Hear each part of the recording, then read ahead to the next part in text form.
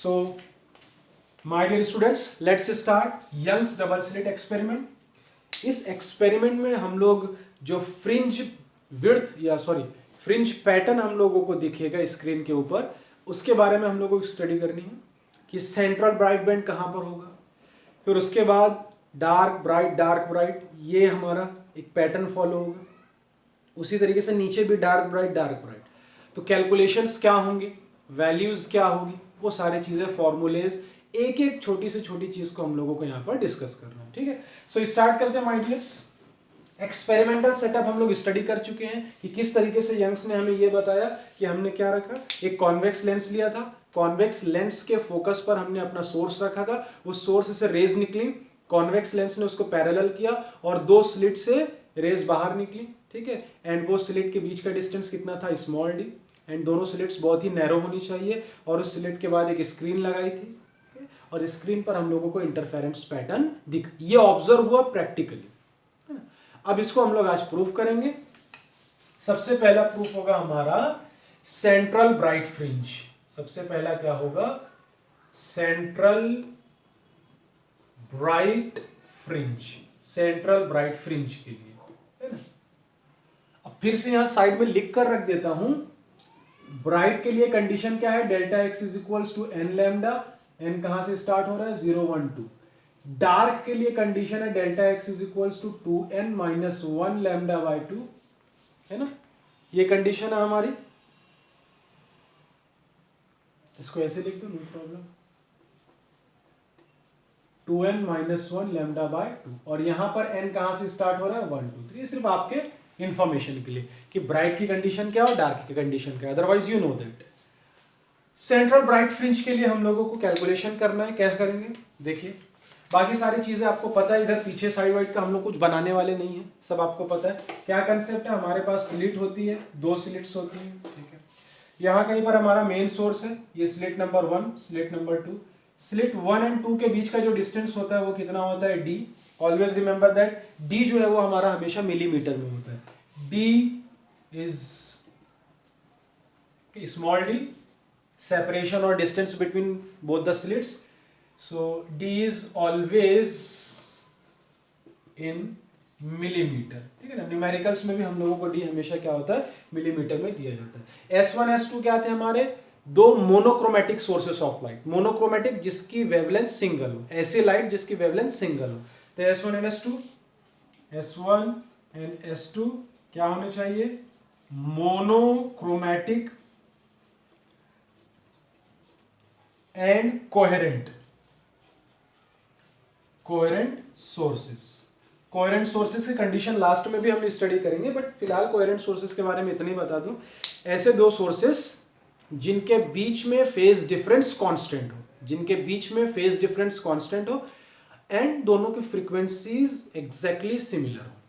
ठीक, बट मैंने ये भी बताया था कि दो सोर्सेस की फ्रीक्वेंसी हमेशा, कितना भी अच्छा सोर्स लेकर आ जाओ, उन दो की फ्रीक्वेंसीज में कुछ ना कुछ डिफरेंस जरूर होगा। तो इस चीज से ओवरकम होने के लिए यंग्स ने क्या दिमाग लगाया कि हम एक काम करते, एक ही सोर्स यूज करते, उसी के दो बना लेते। तो इधर मेन सोर्स रखा, यहां स्लिट रखी, स्लिट में दो होल रखे, इससे लाइट निकली दोनों स्लिट से बाहर। तो अब ये दोनों दो सोर्स बन गए, S1 S2। है कौन, इसके पीछे ही मेन सोर्स है हमारा, main source of light, that is S। यहां तक हो गया। इसके बाद सामने हमने क्या रखा था, हमारी एक स्क्रीन रखी थी लाइक दिस वे। कंसेप्ट सब हो चुके हैं, आज कैलकुलेशन से उसको प्रूफ करना है ना। तो इस स्लिट से स्क्रीन का डिस्टेंस हमने कितना माना था, कैपिटल D।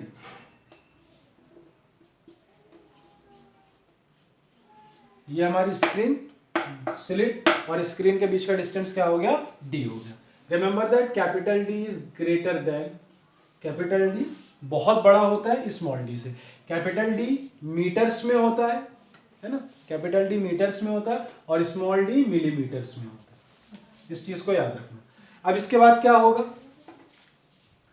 S1 और S2 इसके बीच का एग्जैक्टली डिस्टेंस हम यहां पर निकालते हैं इस तरीके से, है ना। ये हमारा क्या है, S1 और S2 के बीच का सेंटर जो स्क्रीन पर हम लोगों को दिखने वाला है। ठीक है, अब क्या करेंगे हम लोग, यहां से इस पॉइंट को मान लेते हैं पॉइंट P। ये सेंट्रल पॉइंट है हमारा इस स्क्रीन का नहीं, मतलब S1 सोर्स और S2 सोर्स है ना, इन दोनों का बिल्कुल बीच का जो पॉइंट है वो यहाँ पर है सेंट्रल पॉइंट। तो हमें ये देखना है कि ये सेंट्रल, इसी का हम लोगों को क्या करना है, डेरिवेशन करना है, सेंट्रल ब्राइट फ्रिंज। अब क्या होगा, यहां से रेज इस पर गई इस तरीके से, S1 से लाइट निकली P पर पहुंची, S2 से भी लाइट निकली और P पर पहुंची, S2 से भी लाइट निकली और दोनों P पर पहुंचे, थोड़ा उतना अच्छा नहीं बना बट नो प्रॉब्लम।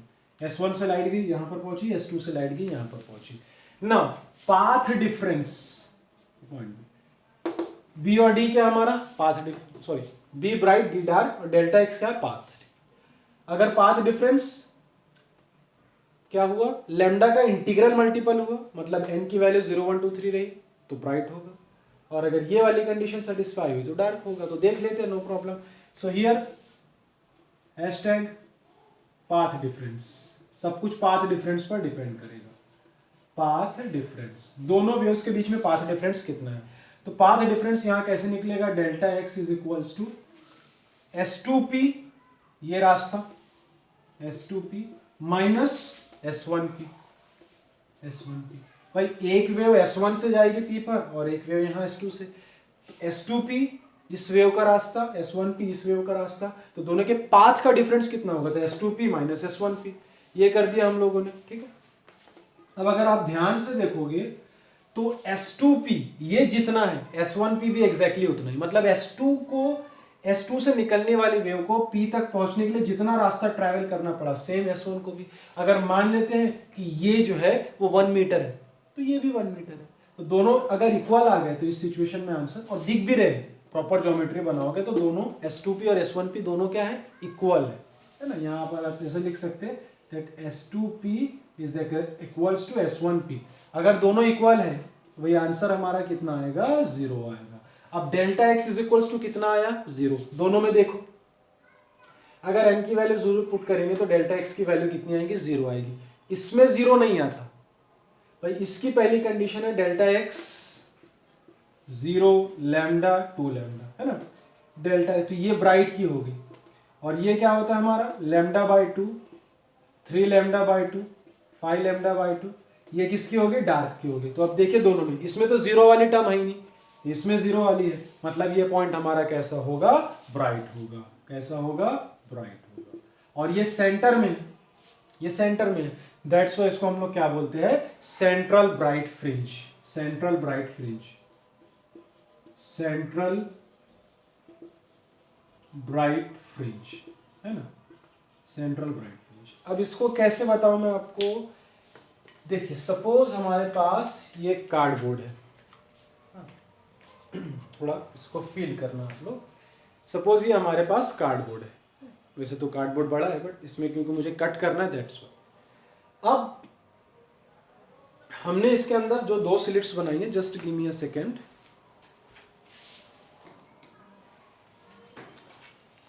हमने जो इसके अंदर 2 स्लिट्स बनाई है वो कुछ इस तरीके की बनाई है,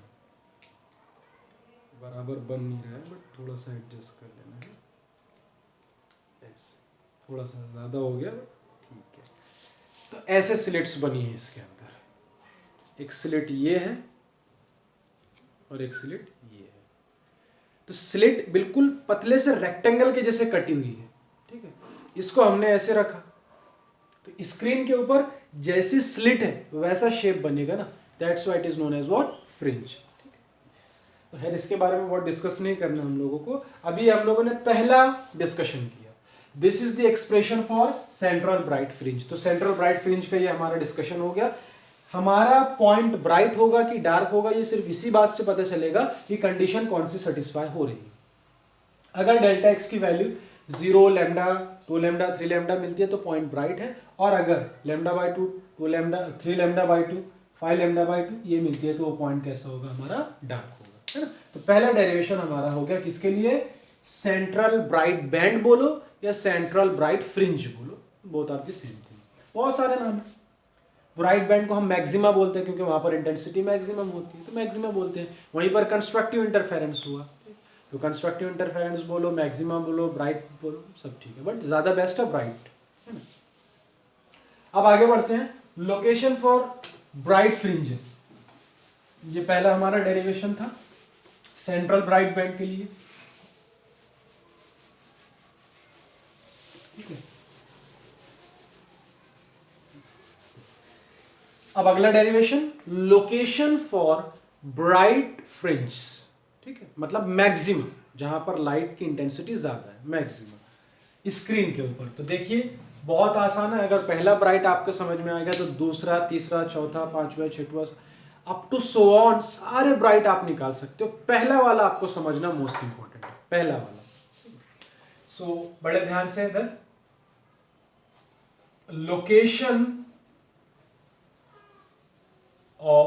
location of bright fringe, location of bright fringe मतलब होता क्या, ब्राइट फ्रिंज मतलब मैक्सिमास,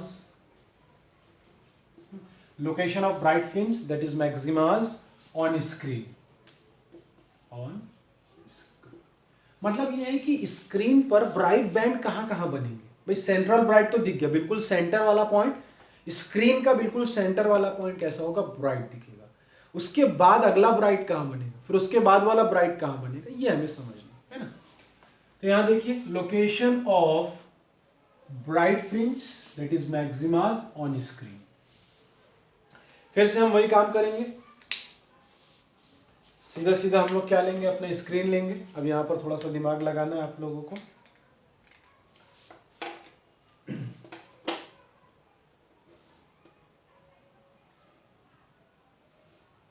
जिस तरीके से, और यहां पर हमारी स्क्रीन इस वे, और यहां पर दोनों स्लेट और स्क्रीन के बीच का डिस्टेंस क्या होता है हमारा, capital T. This is what, capital T. ये है हमारा S1 और ये है हमारा S2, है ना। ये D हो गया। मान लेते हैं कि यहां पर कोई पॉइंट P है, हमें नहीं पता पॉइंट P स्क्रीन पर, ये हमारी क्या स्क्रीन है। बाकी सारी कंडीशन बार बार आपको पता है, कैपिटल D इस S1 S2 के बीच में क्या होना चाहिए, सेपरेशन कितना होता है, small d, capital D is greater than small d, यानी वो सब आपको पता है ना। यहां पर एक पाथ डिफरेंस निकालना। अब S1 से एक लाइट गई, ठीक है, S2 से भी एक लाइट गई। भाई S1 से एक लाइट गई, पॉइंट P पर पहुंची, S2 से भी एक लाइट गई, पॉइंट P पर पहुंची। अब पॉइंट P जो इस स्क्रीन पर है, ये ब्राइट है कि डार्क है, वी डोंट नो, ब्राइट है कि डार्क। हमको सिर्फ इतना पता है कि दोनों से जो वेव्स यहां पर जा रही है, दोनों वेव्स का पाथ डिफरेंस निकालेंगे। अगर पाथ डिफरेंस इस कंडीशन को सेटिस्फाई करता है तो हम बोलेंगे पॉइंट P ब्राइट है, अगर इस कंडीशन को सेटिस्फाई करता है तो हम बोलेंगे पॉइंट P हमारा डार्क है, ठीक है। चलो स्टार्ट करते हैं हम लोग। तो सबसे पहले थोड़ा सा यहां पर कुछ चीजों को क्लियर कर लेते हैं कि भाई ये जो था हमारा, जो हमको पहले कंडीशन में मिला है, ये हमारा है सेंट्रल ब्राइट, ये पॉइंट हमारा क्या है, सेंट्रल ब्राइट। इसको हम क्या कहते हैं, सेंट्रल ब्राइट। एक चीज और कंसीडर कर लेते हैं कि सेंट्रल ब्राइट से पॉइंट P का जो डिस्टेंस है वो है y, अपने मन से x y z कुछ भी ले सकते हैं। सेंट्रल ब्राइट से स्क्रीन के ऊपर जो पॉइंट P है वो कितनी दूर है, 2 सेंटीमीटर, 4 सेंटीमीटर, 10 सेंटीमीटर, हमने उसको मान लिया कितना, y मान लिया, ठीक है, ओके। एग्जैक्टली सेंटर में नहीं बना, थोड़ा सा मुझे इसको सेट करने दो, अब ठीक है, थोड़ा सा एडजस्ट कर देता हूँ इसको, ओके नो प्रॉब्लम। ये हमारा S2, ये हमारा S1 है। अब क्या करेंगे हम लोग, S1 से एक लाइट यहाँ सेंड करें, मतलब S1 से वेव फ्रंट यहाँ पर जाएगा, लाइट जाएगी in the form of wave, S2 से भी लाइट यहाँ पर जाएगी in the form of wave.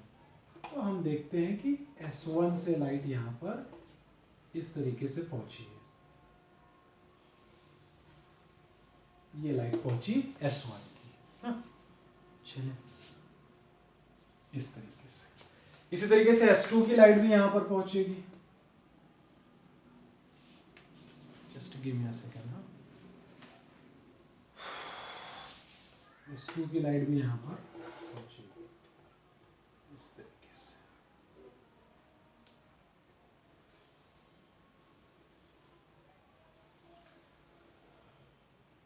ऐसे पहुंचेगी, ये S2 से लाइट यहां पर पहुंचेगी।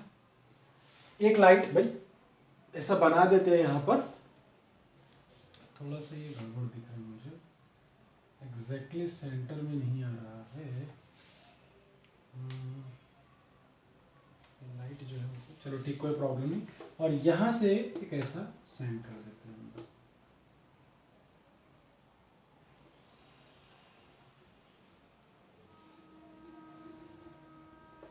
थोड़ी सी गड़बड़ बन गई है,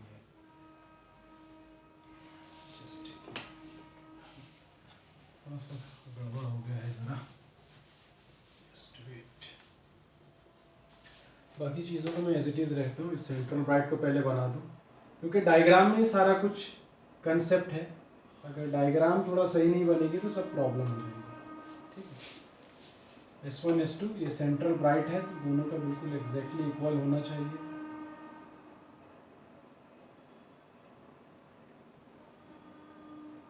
थोड़ा समझाने के लिए मैं दूर ले लेता हूँ।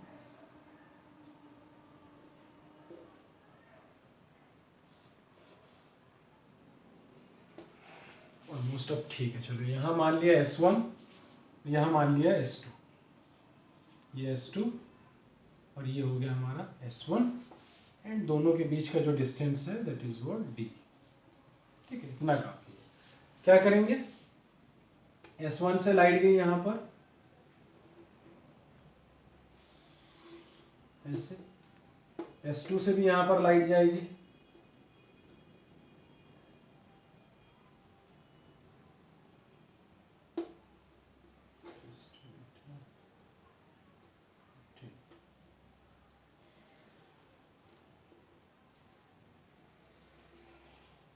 ये ऐसे पहुंची S2 से लाइट हमारी, और यहाँ सेंटर से भी लाइट ऐसे मान लेते हैं कि चलेगी।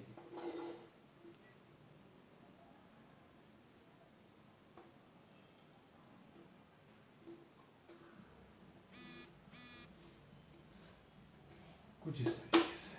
ठीक है, बस काफ़ी है इतना, यहाँ तक बता दिया मैंने आप लोगों को। ठीक है, ये हमारा S1 से एक लाइट यहाँ पर गई, S2 से एक लाइट यहाँ पर गई। मान लेते हैं ये जो एंगल, ये यहाँ से इसका एंगल, इसको मान लेते हैं हम लोग theta. This angle is what, theta. ठीक है, तो यहाँ से भी सपोज अगर हम लोग एक पैरेलल, भाई लाइट तो हर डायरेक्शन में जाएगी ना, लाइट तो हर एक डायरेक्शन में जाएगी, यहाँ से भी एक लाइट ऐसे बना लेते हैं नॉर्मली। अगर इस पैरेलल और इस लाइन के बीच में एंगल थीटा है, तो इस पैरेलल और इस लाइन के बीच में भी एंगल कितना होगा हमारा, थीटा होगा। ठीक, इतनी चीजें कंसीडर कीजिए। इस सेंट्रल ब्राइट बैंड और ऐसा एक लाइन गई। ठीक है, इसको मान लेते हैं हम लोग पॉइंट Q, इसको मान लेते हैं पॉइंट Q। पॉइंट Q कौन है, S1 S2 के बीच का पॉइंट, सेंट्रल पॉइंट। अगर इस लाइन और इस लाइन के बीच में एंगल थीटा है, तो ये एक लाइन ऐसे गई और इसके पैरेलल ये लाइन होगी, तो इसके बीच में भी एंगल कितना हो जाएगा, थीटा हो जाएगा। यहां तक ठीक है, चलिए इतना काफी है। अब इसके बाद S1P और S2P, यही हमारा क्या है, पाथ डिफरेंस है ना, यही हमारा क्या है, पाथ डिफरेंस। इधर आ जाओ, पाथ डिफरेंस। ठीक है, पाथ डिफरेंस किससे डिनोट करते हैं हम लोग, डेल्टा एक्स। यहां पर पाथ डिफरेंस क्या लिखेंगे, S2P minus S1P, S2P minus S1P, S2P minus S1P। अब अगर इसको बड़ा ध्यान से देखोगे तो सेंट्रल ब्राइट वाले में S1 यहां P लिया था, S1P और S2P, तो उस केस में S1P और S2P दोनों एग्जैक्टली इक्वल थे, बिल्कुल इक्वल थे, तो दोनों माइनस हो गए। मतलब मान लो अगर ये 1 मीटर था, तो ये भी कितना था, suppose 1 metre, 1 metre minus 1 metre 0। But इस सिचुएशन में आप देख ही रहे हो ज्योमेट्री के हिसाब से, S1P जो है हमारा वो छोटा है और S2P हमारा क्या है, बड़ा है। ऐसा मान लेते हैं कि S1P जो है, ये सपोज एग्जांपल दे रहा हूं, आप एग्जैक्टली नंबर के चक्कर में मत पड़ जाना, ये सपोज हमारा जो है वो 10 सेंटीमीटर है, तो S2P हमारा 12 सेंटीमीटर है। तो मैं बोलूंगा पाथ डिफरेंस बताओ, तो आप बोलोगे 12 माइनस 10 कितना आया, 2 सेंटीमीटर। ठीक है ना, तो इसी चीज को ऐसे समझ लो आप, ये हमारा पॉइंट P है, ये हमारा S2 है और ये हमारा S1 है ना। तो S2 ऑब्वियसली बात है बड़ा दिख रहा है। इस सिचुएशन में या ऐसी सिचुएशन में हम लोगों को पाथ डिफरेंस निकालना होता है। तो पाथ डिफरेंस निकालने का बहुत सिंपल सा तरीका है, छोटे वाले पे से एक परपेंडिकुलर ड्रॉ कर दो बड़े वाले पर, छोटे वाले से एक परपेंडिकुलर ड्रॉ कर दो बड़े वाले पर। मान लो छोटे वाले का टोटल था 10 सेंटीमीटर, तो जब इससे परपेंडिकुलर ड्रॉ करोगे तो S2 का भी ये कितना हो जाएगा, 10 सेंटीमीटर। बचा हुआ जो है वो आपका पाथ डिफरेंस हो जाएगा। तो अगर S2 12 सेंटीमीटर का था, S2P 12 सेंटीमीटर का था, तो यहां से हमने इस पर क्या बनाया, एक परपेंडिकुलर। तो 10 सेंटीमीटर का S1P था, तो S1P से ये भी कितना हो जाएगा 10 तक, बचा हुआ कितना हो जाएगा हमारा 2 सेंटीमीटर। बहुत सारे तरीके, एक तरीका सिर्फ आपको बता रहा था। तो यहां पर हम एक्चुअली यही तरीका यूज करने वाले हैं। हम क्या करने वाले हैं, हम S1 से, देखो S2P ज्यादा बड़ा दिख रहा है एज कंपेयर टू S1P, है ना। तो हम क्या करेंगे, S1 से S2 के ऊपर एक परपेंडिकुलर ड्रॉ करेंगे। ये परपेंडिकुलर हमने इसके ऊपर क्या कर दिया, ड्रॉ कर दिया, और इसका नाम हमने रख दिया R। ये तो एंगल थीटा है हमारा, और इस पॉइंट का नाम हमने क्या रख दिया, R रख दिया। ठीक है, अब ये परपेंडिकुलर तो ऑब्वियस सी बात है कि भाई ये एंगल्स कितने का होगा, ये एंगल्स 90 डिग्री के होंगे, है ना। परपेंडिकुलर मतलब 90 डिग्री, तो ये एंगल हमारा कितना हो गया, 90 डिग्री। चलो यहां तक बात क्लियर है। तो अब इसके बाद देखिए, यहां से S1P और यहां से RP, ये दोनों लाइन बराबर होगी, जो मैंने अभी आपको बताया था ना। ऐसे ऐसे मान लेते हैं, ये P था, ये S1 और ये S2, S1 से परपेंडिकुलर ड्रॉ किया, ये हो गया R।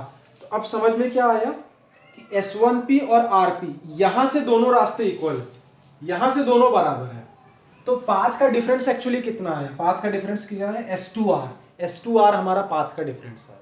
ठीक है, तो यहां पर S2P माइनस S1P में S2R जो है वो हमारे पाथ का क्या आया, डिफरेंस आया। देखो ना, S1P ये बराबर है, RP ये बराबर, तो S2P में से PR को हमने हटा दिया, तो बचा कितना रास्ता, ये ज्यादा था, ये जो दिख रहा है ये ज्यादा है, तो यही हमारे रास्ते का डिफरेंस है। अब इसको नंबर्स में बोलूंगा तो फट से समझ में आ जाएगा। अगर S2P 12 सेंटीमीटर है और S1P 10 सेंटीमीटर है, तो S1P और RP बराबर हो गए, तो बचा हुआ कितना रहेगा हमारा 2 सेंटीमीटर। 12 माइनस 10 जो बचा हुआ वो 2। तो अब यहां पर इस बचे हुए की वैल्यू हमको निकालनी है, इस बचे हुए की वैल्यू हमको निकालनी है। कैसे निकालेंगे, देखिए इसको थोड़ा सा अलग से मैं आपको बता देता हूं ताकि आपको समझ में आए। ओके, यहाँ पर S1 S2 ये डेल्टा x, हमने S2R निकाला। इसको देखिए जरा, ऐसे बनाता हूँ मैं, भी सिलेक्ट विलेक्ट नहीं बनाता। इसको S1 माना, इसको S2 माना, S1 और S2 के बीच का डिस्टेंस कितना है, D है, ये कंफर्म हो गया हमारा, है ना। उसके बाद यहाँ से एक लाइट गई, ये, तो इसको ऐसे बना देता हूँ मैं, ये S2R, ये क्या है हमारा, ये S2, और S1 से हमने एक परपेंडिकुलर ड्रॉ किया, वो यहाँ पर आया और इसको हमने नाम दिया R। ठीक है, ये S2 है और परपेंडिकुलर है, तो ये एंगल कितने का होगा हमारा, 90 डिग्री का होगा। और यहाँ पर हम लोगों ने, ये R है, यहाँ पर हम लोगों ने ऐसा ले रखा है, और ये एंगल हमारा कितना है, थीटा है, ये एंगल हमारा कितना है, थीटा है। ठीक है, अब यहाँ पर थोड़ा सा आपको दिमाग लगाना है ज्योमेट्री वाला। ये देखिए, अब मैं इसके अंदर बहुत ज्यादा टाइम नहीं देने वाला हूं। ठीक, अगर ये एंगल थीटा है माय डियर्स, तो ये एंगल भी थीटा होगा, क्योंकि ये एक लाइन इस पर परपेंडिकुलर है और ये एक लाइन इस पर परपेंडिकुलर है ना। ये एक डॉटेड लाइन इस पर S1 S2 परपेंडिकुलर है और ये वाली लाइन इस पर ये परपेंडिकुलर है, तो ये दोनों लाइन इन दोनों लाइंस पर परपेंडिकुलर है। अगर इन दोनों लाइंस के बीच का जो एंगल होगा वही एंगल इन दोनों के बीच का भी होगा। मैं मैथमेटिक्स में ज्यादा नहीं जाऊंगा, ठीक, इसके भी प्रूफ्स है, मैथ्स में आप 1000 तरीके से देख सकते हैं। मुझे ये नहीं बताना है हर बार कि मैथ्स से यहाँ पर कौन सा लगा, बट ये समझ लीजिए कि अगर इन दोनों के बीच में एंगल थीटा है तो इन दोनों पर, ये दोनों लाइंस परपेंडिकुलर है, तो इन दोनों पर भी एंगल कितना होगा जो इन दोनों के बीच में है। अब बाकी इसके प्रूफ्स आप मैथ्स में जाके देख सकते हैं ना, मैथ्स में नहीं जाना है तो बहुत टाइम लगेगा, वैसे मैंने आपको हिंट दे दी। अब ये अगर 90 है और ये अगर थीटा है तो बचा हुआ एंगल कितने का होगा, 90 माइनस थीटा, क्योंकि एक ट्राइंगल आपको पता ही है 180 का होता है। अगर ये 90 है और ये थीटा है तो बचा हुआ क्या होगा, 90 माइनस थीटा। तो अब यहां पर हमें S2R की वैल्यू चाहिए, S2R की वैल्यू, इसकी वैल्यू चाहिए। तो S2R की वैल्यू कितनी होगी, लगाइए इसके अंदर, हम लोग फॉर्मूला लगाएंगे किसका, साइन थीटा का। ओके, क्योंकि S2R की वैल्यू चाहिए। 90 के सामने वाला क्या होता है, हाइपोटेन्यूस, थीटा के सामने वाला क्या होता है, अपोजिट। तो अगर मैं यहां पर साइन थीटा निकालूं, है ना, ये एंगल है थीटा, तो इसके सामने कौन है, अपोजिट अपॉन हाइपोटेन्यूस, है ना। तो sine theta is equals to, opposite कौन है मेरा, S2R, और हाइपोटेन्यूस कौन है मेरा, S1 इंटू S2। ठीक, अब क्या हो जाएगा यहां पर, साइन थीटा, S2R तो मुझे निकालना है, S1 और S2 इसकी वैल्यू, इसकी टोटल डिस्टेंस कितना है तो आपको पता ही, it is D। Therefore D को हम क्रॉस मल्टीप्लाई कर देंगे तो क्या आ जाएगा, D sine theta is equals to S2R। तो S2R की वैल्यू कितनी आई, S2R की वैल्यू कितनी आई, D साइन थीटा। तो यहां पर S2R की जगह delta x is equals to हम क्या लिखेंगे, D sine theta. Delta x की जगह हम क्या लिखेंगे, D साइन थीटा। ठीक है, चलो आगे बढ़ते हैं। तो ये आया हमारा पाथ डिफरेंस, ये क्या आया हमारा, path difference, that delta x is equals to D sine theta, delta x is equals to D sine theta. ठीक है, डेरिवेशन है, बहुत सिंपल है, बहुत ज्यादा इसके अंदर टेंशन होने की कोई जरूरत नहीं है। यहां को मैंने अलग करके यहां पर आपको बताया ताकि, तो ये एंगल हमारा क्या था, थीटा, है ना, और ये क्या हो गया, 90 माइनस थीटा। आप एग्जाम में इसको अलग से भी बनाने की कोई जरूरत नहीं है। ठीक है, आप सीधा सीधा, आपको पता है, आप सीधा सीधा इसके अंदर प्रोसीड, कंसेप्ट पता होना चाहिए, बाकी वहां ज्यादा सोचने और रुकने की जरूरत नहीं है, सीधा आपको प्रोसीड करना है ना। यहां तक हो गया, अब आगे बढ़ते हैं हम लोग, इसी को कंटिन्यू करेंगे, है ना। और थोड़ा सा मैं इन सब चीजों को मिटा दूं, ये तो ठीक है, कैसे निकाला वो भी मैंने आपको बता दिया, लेकिन मुझे थोड़ा सा यहाँ पर जगह चाहिए, मैंने पहले बताया, अगर पहला आपको समझ में आ गया तो बाकी सब आपको इजीली समझ में आ जाएंगे। हम किसके बारे में कर रहे हैं, फर्स्ट ब्राइट के बारे में डिस्कस कर रहे हैं। तो delta x is equals to कितना आया, डी साइन थीटा, ये हमारा क्या आया, path difference. Okay, so for first bright, first bright हमें नहीं पता पॉइंट पी पर कंस्ट्रक्टिव इंटरफेरेंस हो रहा है कि डिस्ट्रक्टिव, हम सिर्फ कंडीशंस बताएंगे। फॉर फर्स्ट ब्राइट के लिए हमें पता है, अगर डेल्टा एक्स लैम्डा हुआ, है ना, क्योंकि delta x is equals to conditions क्या, 0 lambda, 2 lambda, 3 lambda up to so on n lambda, ये कंडीशन है। 0 पहले ही कंफर्म हो चुका है, किसके लिए, सेंट्रल ब्राइट के लिए। 0 पहले ही किसके लिए आ चुका, क्योंकि path difference S2p minus S1p is equals to 0 आया था। किस केस में, जब हमने पहला डिस्कशन किया था इसके पहले सेंट्रल ब्राइट फ्रिंज का। तो delta x is equals to 0, ये किसके लिए फिक्स हो गया, सेंट्रल ब्राइट के लिए। अब फर्स्ट ब्राइट के लिए डेल्टा एक्स का कितना होना जरूरी है, equal to lambda. Second bright के लिए डेल्टा 2 लैम्डा। तो फर्स्ट ब्राइट के लिए हम करें, for first bright delta X कितना होना चाहिए, लैम्डा। तो for first bright delta x is equals to lambda, delta X की वैल्यू कितनी है, D sine theta. So D sine theta is equals to क्या आ गया हमारा, लैम्डा आ गया। ठीक है, therefore sine theta is equals to lambda by D, ये हमने वैल्यू निकाली किसकी, साइन थीटा की। अब इसके बारे में एक छोटी सी बात मैं आपको बता दूं। माय डियर्स, मैंने अभी आपको बताया S1 और S2 इन दोनों के बीच में जो डिस्टेंस D होता है ना, वो किस में होता है, मिलीमीटर्स में। मतलब ये S1 और S2 बहुत करीब होते हैं, बहुत क्लोज होते हैं। अब मिलीमीटर क्लोज, इतना सोचे कितना छोटा सा डिस्टेंस, समटाइम्स 0.1 मिलीमीटर भी दे देता है। तो S1 S2 आपको समझाने के लिए मैंने इतनी दूर बनाया ताकि डायग्राम्स बने। रियलिटी में होगा ये कि S1 और S2 बहुत करीब है।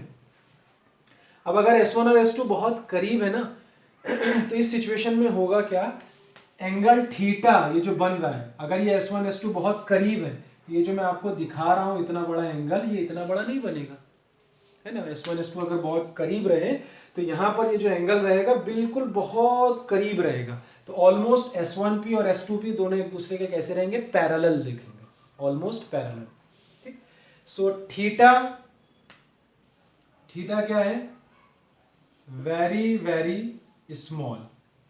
थीटा क्या है हमारा, वेरी वेरी स्मॉल। क्यों बताया मैंने, फिर बोल रहा हूं, थीटा बहुत स्मॉल है। क्यों, क्योंकि S1 S2 बहुत करीब है। अब इतने करीब अगर आ गए हैं तो दोनों से जो रेज जाएगी ना वो ऑलमोस्ट हमको कैसी दिखेगी, पैरेलल दिखेगी। एक अप्रोक्सीमेशन है ना, दोनों पैरेलल दिखेगी। तो इस सिचुएशन में हमारा जो है वो बहुत ज्यादा स्मॉल है हमारा एंगल। अगर एंगल बहुत स्मॉल है तो फिर से एक अप्रोक्सीमेशन जो हम लोग रे ऑप्टिक्स और बार बार पढ़ते हुए आए हैं, when the angle is very small then theta is equals to what, sine theta, and sine theta is approximately equals to what, tan theta. ये वाला अप्रोक्सीमेशन हम लोग फॉलो करते हैं। तो भाई साइन थीटा की जगह हम क्या लिखेंगे, टेन थीटा लिखेंगे। ठीक, अब इस तरफ का थोड़ा मिटा दूं मैं, तो यहां पर हम क्या करेंगे, साइन थीटा की जगह, हाँ ठीक है, साइन थीटा की जगह, साइन थीटा की, चलो एक बार लिख ही लेता हूं मैं, लैम्डा बाई डी। तो इस कन्वर्सेशन से, बिकॉज थीटा बहुत छोटा है, अगर थीटा बहुत छोटा है then theta is approximately equal to sine theta is approximately equal to tan theta. Therefore क्या हो जाएगा, साइन थीटा की जगह हम क्या लिख सकते हैं, टेन थीटा लिख सकते हैं। तो हमने यहाँ क्या लिखा, tan theta is equals to lambda by D, lambda by D. अब थोड़ा सा इधर आ जाओ आप। अब ये पॉइंट Q है, ये पॉइंट P है, और ये पॉइंट हमारा सेंट्रल ब्राइट है ना। इस ट्राइंगल की बात करते हैं, पॉइंट P, ये पॉइंट हमारा सेंट्रल ब्राइट, और ये हमारा Q, ये हो गया 90 डिग्री। ये डिस्टेंस हमारा क्या है, y है, और Q से C, Q कहां पर है, स्लिट पर है, सेंट्रल ब्राइट में स्क्रीन पर है, स्क्रीन और स्लिट्स के बीच में का डिस्टेंस कितना है, कैपिटल D, है ना। ये 90 डिग्री हो गया क्योंकि परपेंडिकुलर है इसके ऊपर। अब ये सारी चीजें, इसके अंदर हम टेन थीटा वाला फॉर्मूला लगा देंगे। इसमें अगर हम टेन थीटा का लगाएंगे तो tan theta is equals to हम लोगों को कितना मिलेगा, y by D, y by D. भाई ये थीटा है, देखो यहाँ थीटा बन रहा है ना, ये थीटा है। टेन थीटा क्या होता है हमारा, अपोजिट अपॉन बेस होता है, ठीक है, y बाय डी हो गया। तो अब दोनों इक्वेशन को मिला, देयरफॉर क्या मिलेगा, y by D is equals to lambda by D, therefore y is equals to lambda capital D upon small d। ये है हमारा फॉर्मूला। ये y निकाला कि सेंट्रल ब्राइट बैंड से कितनी दूरी पर हमें फर्स्ट ब्राइट बैंड मिलेगा। तो यहां पर आप देख सकते हैं lambda capital D small d, अगर ये तीन वैल्यूज हम लोगों को पता है, लैम्डा पता है, कैपिटल D पता है, स्मॉल d पता है। एक एक्सपेरिमेंट में अगर हम कोई एक्सपेरिमेंट कर रहे हैं, उस एक्सपेरिमेंट के अंदर हम लोगों को S1 और S2 इन दोनों के बीच का डिस्टेंस पता है, ठीक है, कैपिटल D पता है, तो सारी चीजें हम लोग फटाफट वहां पर निकाल सकते हैं, है ना। ये कंडीशन है हमारी इन सारी चीजों को कैलकुलेट करने की। अब यहाँ ये भी देख सकते हैं आप, खैर वो आगे बताऊंगा आप लोगों को, जाने दो। So this is what the condition, ये कंडीशन किसकी है, फॉर फर्स्ट ब्राइट, किसके लिए है, this is what for first bright. First bright central bright band से कितनी दूर बनेगा वो यहां से पता चलेगा। ये लाइट की वेवलेंथ कितनी है, कैपिटल D, स्क्रीन और स्लिट के बीच का डिस्टेंस कितना है, स्मॉल d, दो सोर्सेस के बीच का डिस्टेंस कितना है।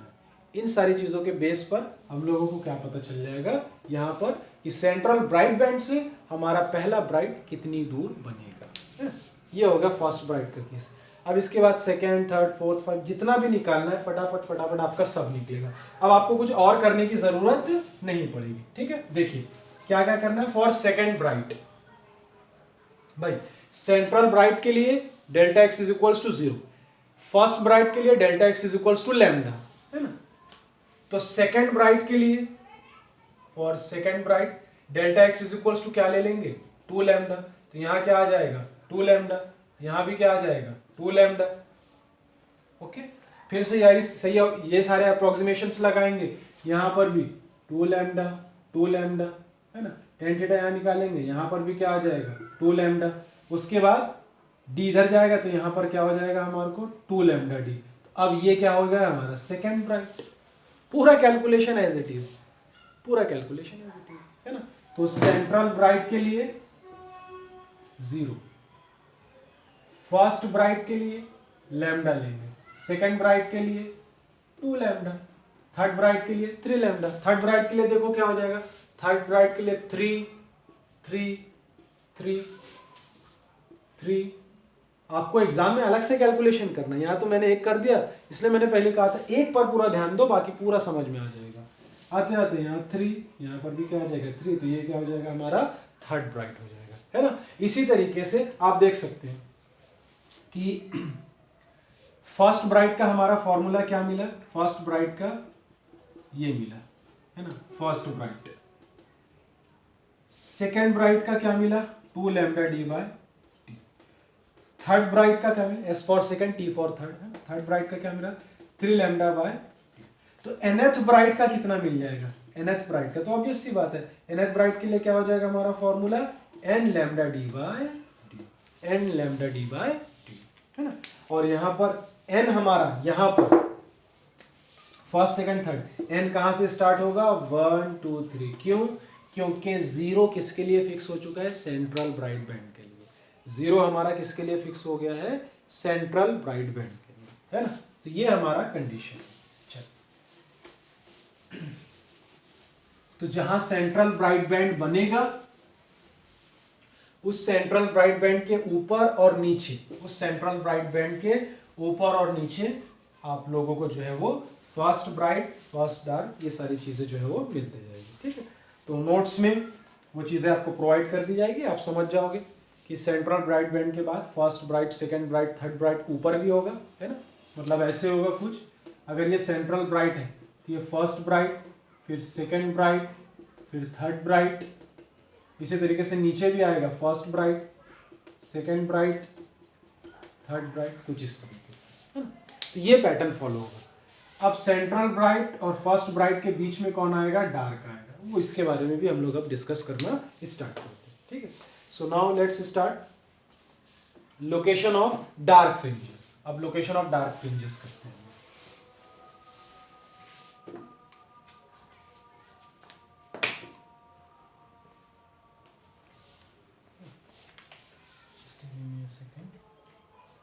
स्टार्ट करते हैं।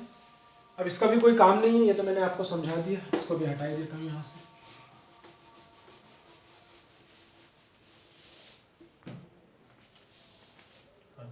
लोकेशन ऑफ ब्राइट फ्रिंजेस था, तो ब्राइट की जगह अब मैं क्या लिख देता हूं यहां पर डार्क, और मैक्सिमा की जगह क्या आ जाएगा मिनिमा आ जाएगा, ठीक है ना। सो मैक्सिमा की जगह क्या हो जाएगा minima. So location of dark fringe that is minima on screen. Same again वही केस लेंगे हम लोग, बट फिर स्टार्ट करते हैं location of dark fringes minima on screen. First dark के लिए क्या होगा हमारा, अभी हमने देखा delta x is equals to कितना आया था डी साइन थीटा, यहां तक सब सेम रहेगा जो मैंने कैलकुलेशन आपको बताया। अब फर्स्ट डार्क के लिए मैंने जो कंडीशन बताई थी, फर्स्ट डार्क के लिए लैम्डा बाय 2, फिर उसके बाद 3 लैम्डा बाय 2, फिर उसके बाद 5 लैम्डा बाय 2, सेम चलेगा। तो फर्स्ट डार्क के लिए डेल्टा एक्स क्या होगा हमारा लैम्डा बाय 2, और ये क्या हो गया हमारा डी साइन थीटा, है ना। तो साइन थीटा हमारा क्या हो जाएगा sine theta is equals to lambda upon d, इधर लाएंगे तो दिस वुड बिकम डी इधर आ जाएगा, तो lambda upon 2d, sine theta is equals to lambda upon 2d। अब इस सिचुएशन में फिर से वही अप्रोक्सीमेशन, क्योंकि एंगल बहुत स्मॉल है ना। तो theta is approximately equals to sine theta is approximately equals to tan theta. फिर से same situation, tan theta is equals to lambda upon 2d। Tan theta की वैल्यू क्या आई थी हमारी y बाई डी, सब निकाला था जो पहले वही है लैम्डा अपॉन 2। यहाँ से y निकालेंगे, y is equals to cross multiply करेंगे लैम्डा डी अपॉन यहाँ गया 2d। This is the condition of first dark. ये क्या है, this is the condition of first dark. First dark की कंडीशन, है ना। सेकेंड डार्क क्या हो जाएगा, अभी जैसे मैंने यहाँ बताया भाई डार्क के क्या होते हैं, lambda by 2, 3 lambda by 2, 5 lambda by 2 up to so on, है ना। तो ये क्या हो गया फर्स्ट डार्क के लिए, तो ये क्या हो जाएगा सेकेंड डार्क, ये किसके लिए थर्ड डार्क। तो अब सेकेंड डार्क का करना है तो इसकी जगह क्या पुट करना पड़ेगा, 3 लैम्डा बाय 2, तो 3 आ गया, 3 3 3 3 हो गया सेकेंड डार्क, सेकेंड डार्क के लिए। फिफ्थ डार्क के लिए करना है तो ये पुट करेंगे, सॉरी थर्ड डार्क के लिए करना है तो ये पुट करेंगे 5 5 5 5, यहाँ क्या आ जाएगा 5, तो ये क्या बन जाएगा हमारा फिफ्थ डार्क बन जाएगा, ठीक है। इसी तरीके से nth डार्क के लिए करना है तो nth डार्क के लिए ये कंडीशन है, क्या हो जाएगी, इसमें पुट करेंगे डेल्टा x की जगह 2n minus 1 lambda by 2 is equals to इस तरफ कौन है हमारा d साइन थीटा। फिर से इसको पूरा सॉल्व करेंगे, वही बात साइन थीटा को टेन थीटा लिखेंगे, y बाई डी लिखेंगे, मैं सीधा फाइनल आंसर आपको बताता हूँ।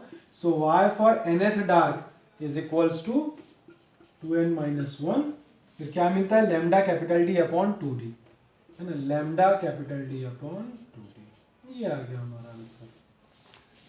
This is for what nth dark PAT, ये क्या हो गया हमारा nth डार्क आ गया, है ना।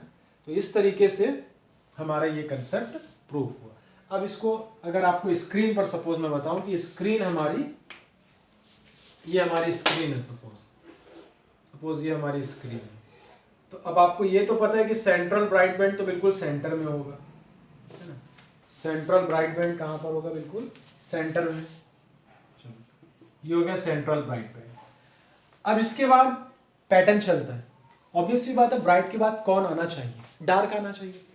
तो सेंट्रल ब्राइट के बाद क्या आता है फर्स्ट डार्क, नीचे भी फर्स्ट डार्क, फिर फर्स्ट डार्क के बाद कौन आएगा फर्स्ट ब्राइट, नीचे भी फर्स्ट ब्राइट, फर्स्ट देखो फर्स्ट डार्क फर्स्ट ब्राइट, फिर कौन आएगा second dark second bright, third dark third bright, इधर भी first dark first bright, second dark second bright, third dark third bright. तो इस तरीके से ना dark bright dark bright dark bright. तो सेंट्रल ब्राइट बैंड के आइदर साइड, चाहे ऊपर बोलो चाहे नीचे बोलो, पहले कौन आता है डार्क। इसको ऐसे भी समझ सकते हैं कि पहला हमारा ब्राइट जो आया था, पहला जो हमारा ब्राइट है उसकी वैल्यू आपको पता है वो कितना था डी लैम्डा अपॉन डी, और डार्क क्या है हमारा first dark is equals to d lambda upon 2d। तो आप देख सकते हैं इसका डिनोमिनेटर बड़ा है, ये 2d है, बाकी सब तो सेम है ना, D lambda upon D D lambda upon D. तो आप ऐसे भी देख सकते हैं ये 1/2 हो जाएगा, यहाँ 1 है, इसको ऐसे लिखते हैं 1/2 डी लैम्डा अपॉन डी, और इसको ये 1 into D lambda upon D. तो यहाँ देखो 1 into D lambda upon D है, ये 1/2 into D lambda upon D है, मतलब ये कितना हो जाएगा 0.5 डी लैम्डा अपॉन डी, और ये कितना, ये तो 1 है तो ये 1 into D lambda upon D, मतलब डिस्टेंस के हिसाब से ये पहले आएगा, ये 0.5 है और ये 1 है, तो भाई सेंट्रल ब्राइट के बाद 0.5 और पहले कौन आ जाएगा डार्क आ जाएगा। इतना खैर ज़्यादा इतना सोचने की बात लिखने की एग्जाम में करने की जरूरत नहीं है, एक आपको मैंने बता दिया कि ब्राइट के बाद तो डार्क आना चाहिए, पैटर्न तो तभी बनेगा, बट कैलकुलेशन से भी देखोगे तो ब्राइट का डिस्टेंस ज़्यादा आता है, डार्क का डिस्टेंस कम आता है, तो जिसका डिस्टेंस कम है वो पहले बनेगा, जिसका डिस्टेंस ज़्यादा है वो बाद में बनेगा।